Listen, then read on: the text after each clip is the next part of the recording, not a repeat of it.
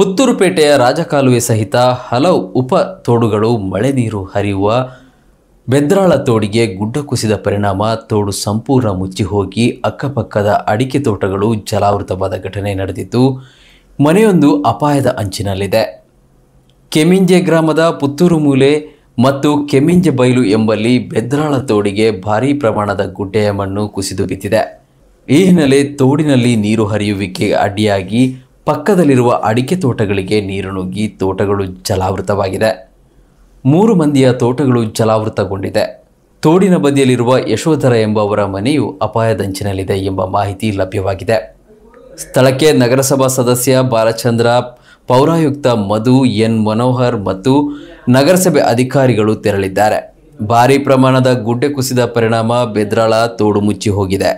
ತುಂಬಿ ಹರಿಯುವ ತೋಡಿನಲ್ಲಿ ಹರಿಯುವ ಮಳೆ ನೀರು ತನ್ನ ದಿಕ್ಕು ಬದಲಿಸಿ ಪಕ್ಕದ ತೋಟಗಳಿಗೆ ನುಗ್ಗಿ ನೀರು ಮೇಲೇರುತ್ತಿದೆ.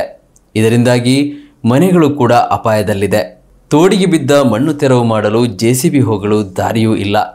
ಮಾನವ ಶ್ರಮವು ಇಲ್ಲಿ ಅಸಾಧ್ಯದ ಪರಿಸ್ಥಿತಿ ನಿರ್ಮಾಣವಾಗಿದೆ.